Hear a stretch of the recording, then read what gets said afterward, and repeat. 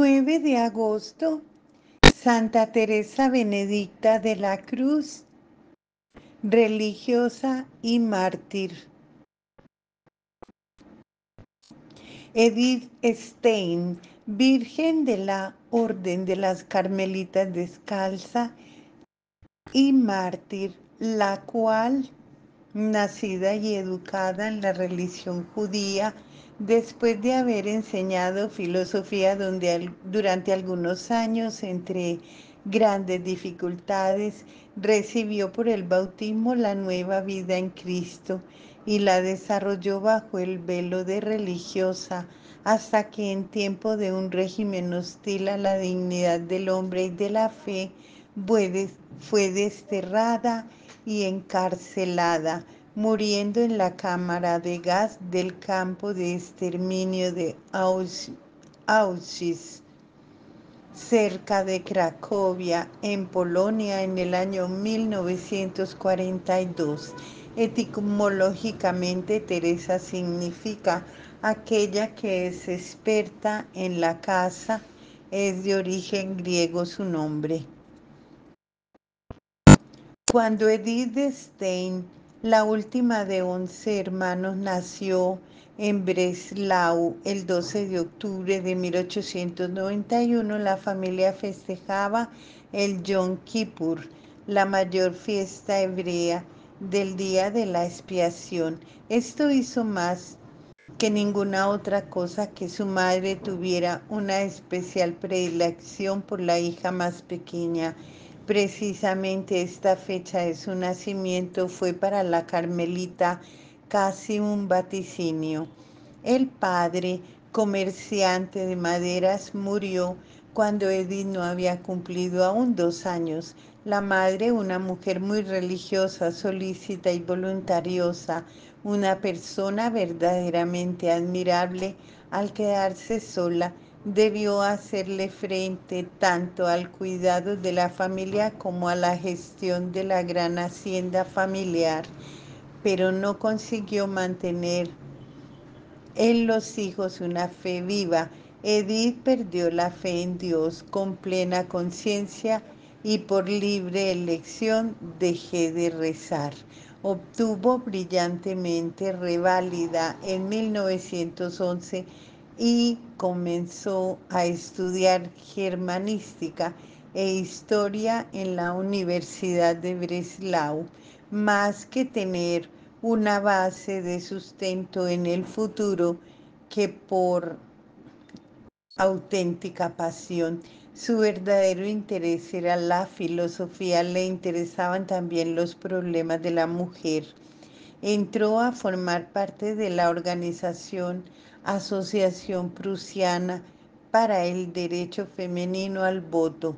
Más tarde escribía: como bachiller y joven estudiante, fui una feminista radical. Perdí después el interés por este asunto. Ahora voy en busca de soluciones puramente objetivas. En 1913, la estudiante Edith Stein se fue a Gotinga para asistir a las clases universitarias de Edmund Husserl, de quien llegó a ser discípula y asistente, consiguiendo con él el doctorado. Por aquellos tiempos, Edmund Husserl fascinaba al público con un nuevo concepto de verdad. El mundo percibido no solamente existía de forma kantiana como percepción subjetiva. Sus discípulos estudian su filosofía como un viaje hacia lo concreto, retorno al objetivismo. Sin que él lo pretendiera, la fenomenología condujo a no pocos discípulos suyos a la fe cristiana. En Gotinga, Edith Stein se encontró también con el filósofo Schiller y este encuentro atrajo su atención sobre el catolicismo. Pero todo esto no la hizo olvidar del estudio con el que debía ganarse el pan en el futuro y en 1915 superó con la máxima calificación el examen de estado. No obstante, no comenzó el periodo de formación profesional. Al estallar la Primera Guerra Mundial, escribía: "Ahora ya no tengo una vida propia". Siguió un curso de enfermería y prestó servicio en un hospital militar austriaco. Fueron tiempos difíciles para ella. Atendía a los ingresados en la sección de enfermos de tifus y prestaba servicio en el quirófano, viendo morir a hombres en la flor de su juventud. Al cerrar el hospital militar en 1916, siguió a Husserl a Friburgo, en Brisgovia, donde obtuvo el doctorado con una tesis sobre el problema de la empatía. Por aquel tiempo le ocurrió un hecho importante. Observó cómo una aldeana entraba en la capital de Frankfurt con la cesta de la compra, quedándose un rato para rezar. Esto fue para mí algo completamente nuevo. En las sinagogas y en las iglesias protestantes que he frecuentado, los creyentes acuden a las funciones. Aquí, sin embargo, una persona entró en la iglesia desierta, como si fuera a conversar con la intimidad. No he podido olvidar lo ocurrido.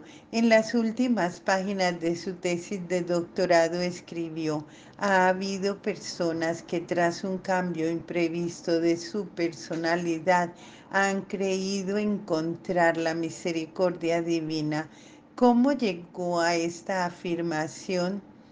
Edith Stein tenía gran amistad con el sistema de Husserl en Gotinga. Adolf Reinach y su esposa muere en Flandes en noviembre de 1917. Edith va a Gotinga. Los Reinach se habían convertido al Evangelio. Edith tenía cierta renuencia ante el encuentro con la joven viuda. Con gran sorpresa encontró una creyente. Este ha sido mi primer encuentro con la cruz y con la fuerza divina que transmite a sus portadores. Fue el momento en que se desmoronó mi irreligiosidad y brilló Cristo.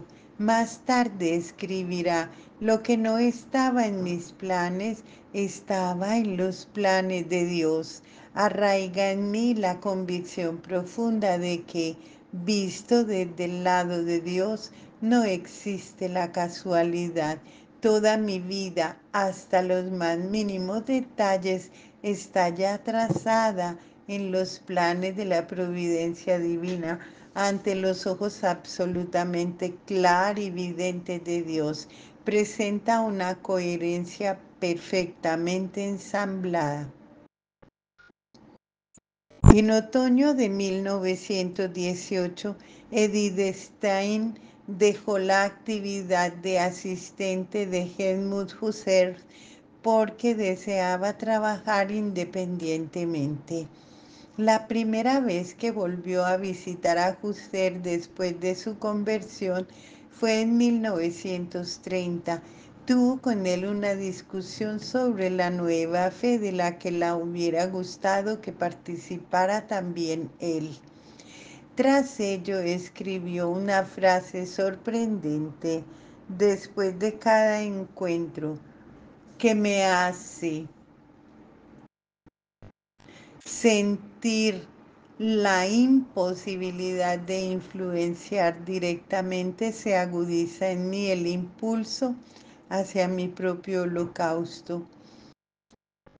Edith Stein deseaba obtener la habilitación para la libre docencia, algo que por aquel entonces era inalcanzable para una mujer. A este respecto, Husserl Se pronunciaba así en un informe: si la carrera universitaria se hiciera accesible a las mujeres, la podría recomendar encarecidamente, más que a cualquier otra persona para el examen de habilitación. Más tarde, sin embargo, se le negaría la habilitación a causa de su origen judío. Edith Stein vuelve a Breslau. Escribe artículos en defensa de la psicología y de las humanidades, pero lee también el Nuevo Testamento. Kierkegaard y el minúsculo de los ejercicios espirituales de Ignacio de Loyola se da cuenta de que un escrito como este no se le puede simplemente leer, sino que es necesario ponerlo en práctica. En el verano de 1921 fue durante unas semanas a Jersabel, Palatinado, a la finca de la señora Hedwig, una discípula de Husserl. Esta señora, junto con su esposo, se había convertido al Evangelio. Una tarde, Edith encontró en la biblioteca la autobiografía de Teresa de Ávila. La leyó durante la noche. Cuando cerré el libro me dije: esta es la verdad. Considerando retrospectivamente su vida, escribía más tarde: mi anhelo por la verdad era ya una oración. En enero de 1922, Edith Stein se bautizó. Era el día de la circuncisión de Jesús. La acogida de Jesús en la estirpe de Abraham. Estaba erguida ante la fuente bautismal, vestida con el blanco manto nupcial de Hedwig. Conrad Martius, que hizo de madrina. Había dejado de practicar mi religión hebrea y me sentía nuevamente hebrea solamente tras mi retorno a Dios. Ahora tendrás siempre conciencia, y no solo intelectualmente, sino de manera tangible, de pertenecer a la estirpe de Cristo. En la fiesta de la Candelaria, una fiesta cuyo origen se desmonta también al Antiguo Testamento, fue confirmada por el obispo de Espira en su capilla privada. Después de su conversión, lo primero que hizo fue volver a Breslau. Mamá, soy católica. Las dos lloraron. Edwin Conrad Martius escribió: mira, dos israelitas y en ninguna de ellas hay engaño. Inmediatamente después de su conversión, Edith Stein aspira a entrar en el Carmelo, pero sus consejeros espirituales, el vicario general de Espira y el padre Chihuahua, le impiden dar este paso. Acepta entonces un empleo de profesora de alemán e historia en el instituto y seminario para maestros del convento dominico de la Magdalena de Espira hasta Pascua de 1931, por insistencia del archiabad Rafael Walser del convento de Beurón. Hace largos viajes para dar conferencias, sobre todo sobre temas femeninos, durante el periodo inmediatamente precedente y también bastante después de mi conversión. Creía que llevar una vida religiosa significaba renunciar a todas las cosas terrenas y vivir solamente con el pensamiento puesto en Dios.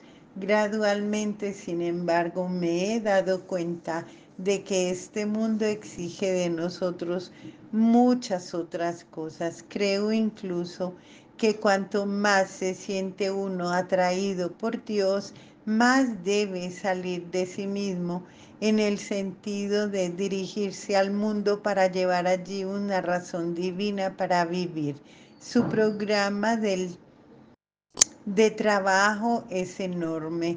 Traduce las cartas y los diarios del periodo precatólico de Newman y la obra Cuestiones disputadas de Veritate de Tomás de Aquino en una versión muy libre por amor al diálogo con la filosofía moderna. El padre Erich Wara la inició a escribir también obras filosóficas propias, aprendió que es posible practicar la ciencia al servicio de Dios. Solo por tal motivo he podido decidirme a comenzar una serie de obras científicas. Encuentra siempre las fuerzas necesarias para su vida y para su trabajo en el convento benedictino al que va para pasar allí las fiestas más importantes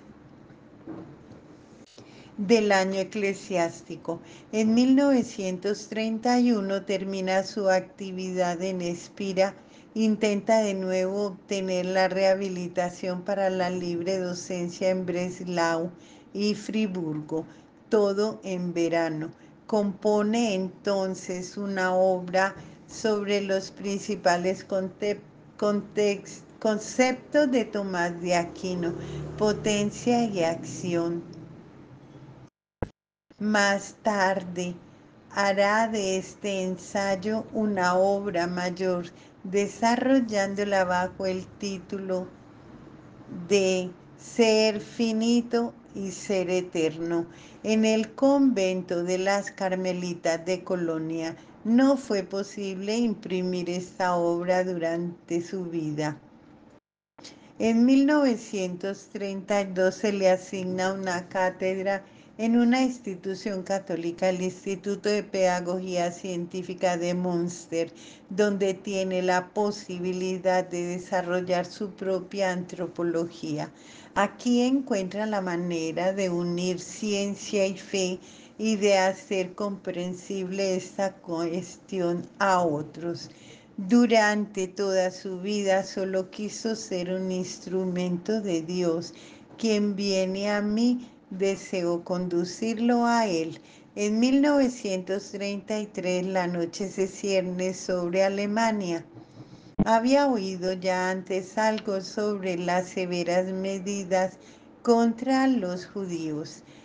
Pero ahora comencé de pronto a entender que Dios había puesto una vez más su pesada mano sobre su pueblo y que el destino de este pueblo era también el mío.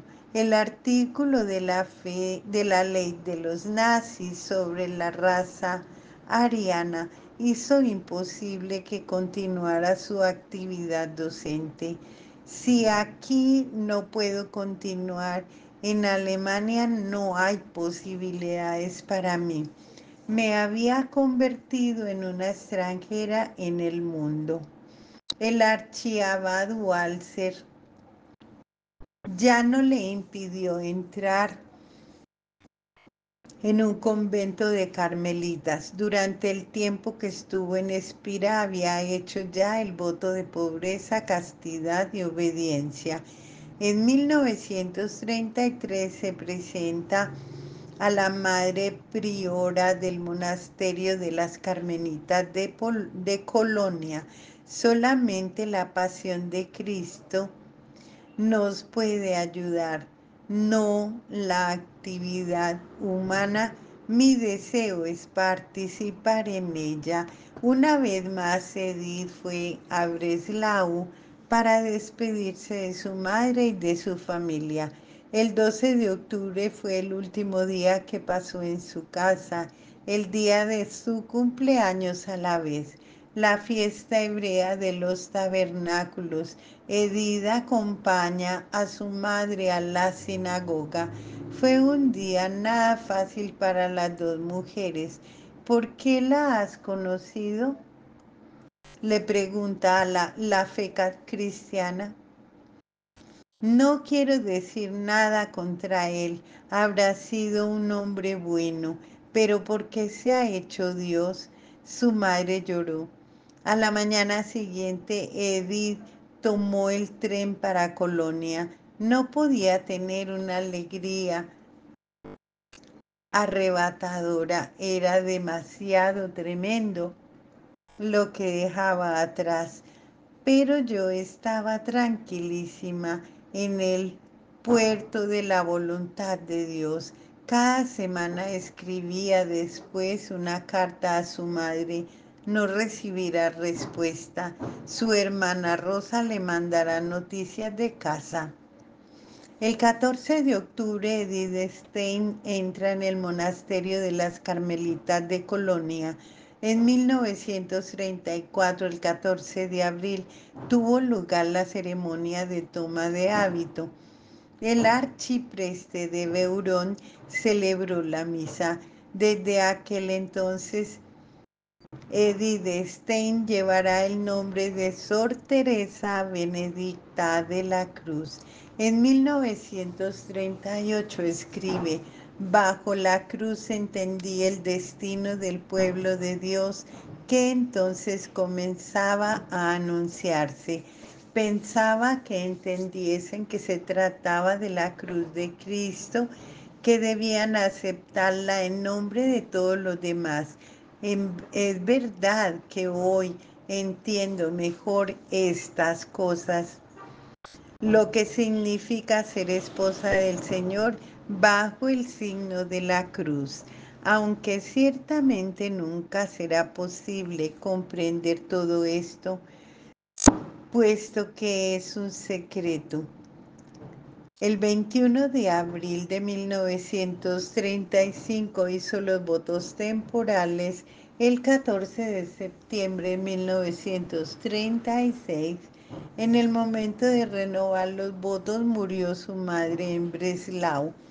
Hasta el último momento mi madre ha permanecido fiel a su religión, pero puesto que su fe y su firme confianza en su Dios fue lo último que permaneció vivo en su agonía, confío en que haya encontrado un juez muy clemente y que ahora sea mi más fiel abogada para que también yo pueda llegar a la meta. En el recordatorio de su profesión perpetua el 21 de abril de 1938, hizo imprimir las palabras de San Juan de la Cruz, al que dedicará su última obra, que ya solo en amar es mi ejercicio. La entrada de Edith Stein en el convento de las Carmelitas no fue una huida. Quien entra en el Carmelo no se pierde para los suyos, sino que le tienen aún más cercano. Y esto porque nuestra profesión es la de dar cuenta a todos de todos a Dios. Dio cuenta a Dios sobre todo su pueblo. Pienso continuamente en la reina Esther, que fue sacada de su pueblo para dar cuenta ante el rey. Yo soy una pequeña y débil Esther, pero el rey que me ha elegido es infinitamente grande y misericordioso. Esto es un gran consuelo. El 9 de noviembre de 1938 se puso de manifiesto ante todo el mundo el odio que tenían a los nazis los judíos. Arden las sinagogas, se siembra el terror entre las gentes judías. La Madre Superiora de las Carmelitas de Colonia hace todo lo posible para llevar al extranjero a Sor Teresa Benedicta de la Cruz. La noche del fin de año de 1938 cruza la frontera de los Países Bajos y la llevan al monasterio de Carmelita de Et en Holanda. Allí redacta su testamento el 9 de junio de 1939. Ya desde ahora acepto con gozo, en completa sumisión y según su santísima voluntad, la muerte que Dios me haya destinado. Ruego al Señor que acepte mi vida y mi muerte, de manera que el Señor sea reconocido por los suyos y que su reino venga con toda su magnificencia para la salvación de Alemania y la paz del mundo. Ya en el monasterio de Carmelita de Colonia, a Edith Stein se le había dado permiso para dedicarse a las obras científicas. Allí había escrito, entre otras cosas, de la vida de una familia judía. Deseo narrar simplemente lo que he experimentado al ser hebrea, ante la juventud que hoy es educada desde la más tierna edad en el odio a los judíos. Nosotros que hemos sido educados en la comunidad hebrea tenemos el deber de dar testimonio. En Edith Stein escribirá a toda prisa su ensayo sobre Juan de la Cruz, el místico doctor de la Iglesia, con ocasión del 400 aniversario de su nacimiento. Escribía la religiosa con quien tenía amistad, una ciencia de la cruz. Solamente puede ser entendida si se lleva todo el peso de la cruz. De ello ella estaba convencida ya desde el primer instante y de todo corazón que he pronunciado: te saludo, cruz, única esperanza nueva. Su estudio sobre San Juan de la Cruz lleva como subtítulo La ciencia de la cruz. El 2 de agosto de 1942 llega la Gestapo.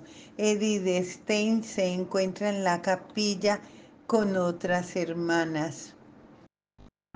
En 5 minutos debe presentarse junto con su hermana Rosa, que se había bautizado en la Iglesia Católica y prestaba servicio en las Carmelitas de Edge. Las últimas palabras de Edith Stein que se oyen en Edge son dirigidas a Rosa: ven, vayamos por nuestro pueblo. Junto con muchos otros estudios convertidos al cristianismo, las dos mujeres son llevadas al campo de exterminio de concentración de Westerbork. Se trataba de una garganta Se trataba de una venganza contra el comunicado de protesta de los obispos católicos de los Países Bajos por los programas y las deportaciones de los judíos. Jamás había pensado que los seres humanos pudieran llegar así, y tampoco podía pensar que mis hermanos debieran cada hora rezo por ellos. ¿Oirá Dios mi oración? En todo caso, oye ciertamente los lamentos. El profesor Jan Nota, cercano a ella, escribirá más tarde: para mí ella es, en un mundo de negación de Dios, una testigo de la presencia de Dios. Al amanecer del 7 de agosto sale una expedición de 987 judíos hacia Auschwitz. El 9 de agosto, Sor Teresa Benedicta de la Cruz, junto con su hermana Rosa y muchos otros de su pueblo, murió en las cámaras de gas de Auschwitz. con su beatificación en Colonia el 1 de mayo de 1987, la Iglesia rindió honores, por decirlo con palabras del sumo pontífice San Juan Pablo II, a una hija de Israel que durante la vida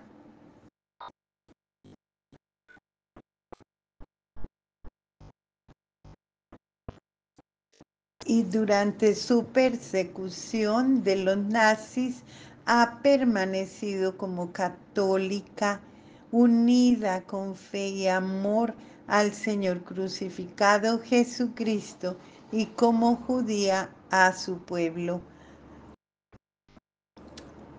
Alabado sea por siempre mi amado Señor Jesús en todos sus santos.